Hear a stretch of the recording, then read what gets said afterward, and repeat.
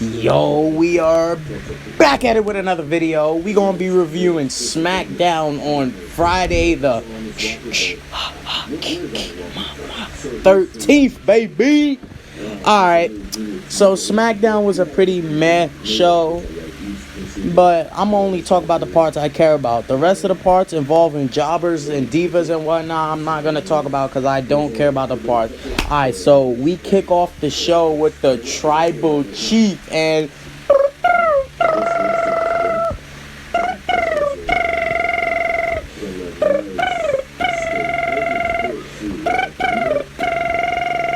Super Cena. Alright, now let's get into the opening segment. We had Super Cena and my boy Roman Reigns. They was cutting a nice promo. The build-up could have been done better. They don't really need Finn Balor or anything in this feud. They are good by themselves. I don't know why Smarks and Neckbeards want Finn Balor to be added to this match. He doesn't need to be added to this match. Alright, so let's get into the opening segment. So Roman comes out, talks his little I am the tribal chief, whatnot. Cena comes out. You know how Cena is. Oh, you suck. You're the failure of the WWE. But, nah, let me stop. Let me tell you how I really went down. So, John and Roman was going at it. And let me just say, Roman was holding himself better than he was in 2017. Because in 2017, Roman was horrendous on the mic due to being microchipped to death, bro. You see, look, this is what WWE needs to be doing. They need to let all the stars, yes, jobbers and divas included, have creative freedom, because they would be much more tolerable if they had creative freedom, right? But anyways, that's not the point of the video. Let's get back into it. Alright, so Cena comes out. He talks his little trash to Roman, blah, blah, blah, but then he says some other things. He brought up CM Chump, CM Punk, CM Chump. CM Chump. He brought up CM Chump, then talked about how Roman ran Dean Ambrose out of the WWE and was protected by the Shield and basically creative team. So I was like, oh, yo, this is wild, right? WWE needs to have good promos like this. It keeps people on the edge of their seat. And Roman talks about how he's going to beat him at SummerSlam and send him back to Hollywood in a private jet. So I'm like, oh, this feud is going to be lit. And I'm hoping the match at SummerSlam is good. I don't want Finn Balor, Big Gay cashing in, none of that. I just want a good old-fashioned one-on-one match between two of the biggest stars in their generations, bro. Alright, so Roman and John go at it for a little while longer. And then, alright, after that's said and done, which I'm happy for, right? We got King Nakamura wins the IC title from Apollo Crews. Nobody cares about that, so I'm going to skip that. The Street Profits versus Otis and wannabe Kurt Angle. Nobody cares about that. And then finally something else we care about. Seth, a nice little video package between Seth Rollins and Edge. They was talking about what achievements they had in the past and whatnot.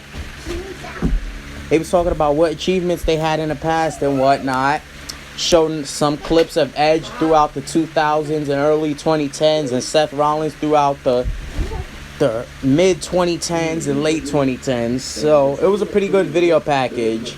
You know, I'm obviously rooting for Edge. Let me say a little something about Edge. Edge is one of those guys that can make you love him but hate him. Like in the Attitude Era, it was a love-hate relationship with Edge. People loved him but they hated him. He started out with the Groove. Dude was intimidated. Then with Edge and Christian with the 5-second pose and whatnot. Now let's get to more of my time. I remember in the Ruthless Aggression era, I hated Edge with a passion. He'd always beat up my favorite wrestlers. John Cena, Rob Van Dam, The Undertaker, all that. Dude made me hate him with a passion to the point where I wanted to step into the ring and get him. This is the good old days where I didn't care about WWE scripted nature and whatnot, man. I miss those days. Take me back. Right? And then they showed promos of Edge and whatnot, Rollins, whatnot. All right, that's done. Now we get into a in-ring promo from Chainsaw Power Tool, Seth freaking Drip Rollins, or whatever y'all like calling him. And it was an okay promo. Not the best, but it was okay. It was probably one of the best Seth Rollins promos I heard in a long time. Right? Yada yada. Edge comes out. My boy Edge comes out. He talks his little trash to Chainsaw Rollins. So now we got a lit match. We got what should be a lit match. Obviously, I'm going for Edge to win because he was one of my childhood hates and loves at the same time. Alright, so after that, we had the Mysterios versus Dolphin Ziggler and Robert Roode. While I like the Mysterios, I did not give a crap about this match. Then we had KO versus Brokeable Baron Corbin. Nah, this was funny. As usual, Corbin comes out begging for $100,000 or whatnot. Like, y'all. This new character, Baron Corbin got, it makes me sympathize with him. Like, I haven't felt that way about some WWE characters in a long time. Like, ever since Corbin went broke, right? I've been sympathizing with him because, you know, when your boy needed $10 and $20 and nobody could hook me up, you know, I felt that pain. We feel you, Corbin. Hashtag justice for Corbin in the comment section, man. I need y'all to do that. Justice for Corbin. Alright. So we get back to KO and Baron Corbin, right? Baron Corbin was out begging the crowd for money as usual, which was pretty hilarious, right? And KO comes out. He was like, bro, you're embarrassing yourself, the WWE and whatnot. And then after some more trash talking, KO talked some more. He said if you can beat him in a match, in a 1v1 match, then KO would give Corbin $1,000. You know, sadly, my boy Corbin took the L, man. No cap, I really wanted Corbin to win this match, man. I really feel his character. Because, you know, your boy knows what it's like to be broke. So I obviously felt that character. You see, if WWE was smart, they would make more, you know, reality-based characters. Like, characters that go through real-life issues. Characters that represent movements and whatnot. But, you know, WWE is too sissified. You know, that's too much for the kiddies nowadays. They are so focused on making everyone feel like a hero. They don't freaking show kids and smarks and neckbeards the reality. Like, they need to show their quote unquote fans reality. They need to show them reality. Alright, so sadly Corbin takes the L, man. I really wanted him to win. And then what is probably the funniest part of the show, so, you know, Corbin's looking all sad and broke and whatnot. And my God, his shirt looked like it's been through World War 2, 3, 4, 5, and gazillion, man. Like, I feel bad for Corbin, man. Like, someone get that man a Versace shirt, man. Like, y'all can't give my boy a nice little Versace shirt and take him out for a nice meal. Like, come on, man. Like, this was downright hilarious. And then it was probably the funniest part of the show. Corbin's walking back after taking an L against KO. And then all of a sudden, Big Gay is there with his Money in the Bank briefcase talking to some security guard, what I assume was. And then, dude shoves Big Gay, takes his briefcase, and runs off. Like, I was literally in tears laughing at this, y'all. Like, y'all don't understand how hilarious this was. And then, as usual, another boring Divas main event. But I'll say this, I was paying attention to it because, oh my God, the outfits Sasha, Bianca, Carmella, and Zelina had on was scrumptious. I'm not even gonna lie. They had some fire outfits on, no cap. And they was jiggle, jiggle, jiggle, jiggle, jiggle. Hold on. right? So it was a contract sign-in, which was pretty boring. Oh, Sasha yelling, oh, Sasha is pretty much doing what Bailey did. Oh, you use your stupid weave to beat me. That wasn't a fair fight. So, ask for my title shot when you cheated. Yeah, Sasha pretty much did what Bailey did when she was beefing with Bianca. And Bianca was like, oh, girl, if you wanted a rematch, you could have just asked for it. I'm not even going to lie. Cancel culture might come after me for this, but I'm not even gonna lie, this promo was mad ratchet. The hand signs, the way Bianca and Sasha was talking, all that. And then afterwards, freaking Sonya Deville slams her hand on the table, starts yelling, oh, we ain't brawling. Y'all gonna sign this contract tonight. That's what she sounded like. And I was like, oh my God, she laying down the law, right? So, after more time, more trash talking, Sasha was like, oh, to make sure you ain't cheating, I got some witnesses. Then Sasha brings out Zelina Vega and Carmella.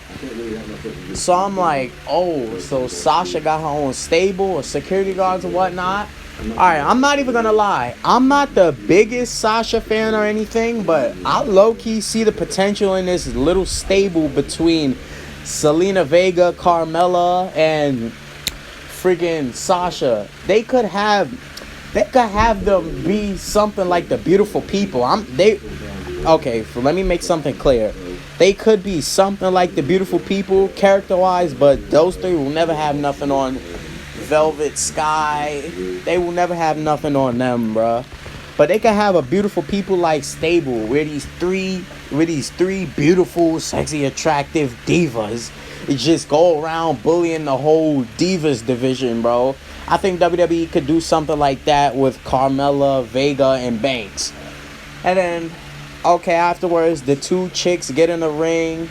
Bianca signs a contract. Sasha signs a contract. And you know how these contract signings end with WWE. Everything breaks loose. Bianca tries to fight back, but she gets clapped. Then she gets the upper hand again, but then she gets beat down. And Sasha sneaks up on her, gives her a bank statement, then uses her weave. No. Sasha gives her a backstabber, bank statement, uses her weave to make Bianca submit.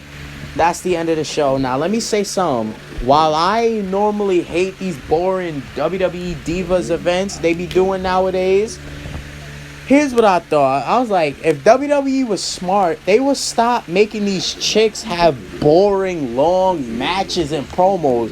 Look, WWE has the budget. They can have these chicks have backstage brawls, cat fights, jumping each other at the makeup, brawling in locker rooms, attacking each other outside the arena. You know, something like SmackDown Shut Your Mouth and WWE during the Attitude Era, the Ruthless Aggression Era.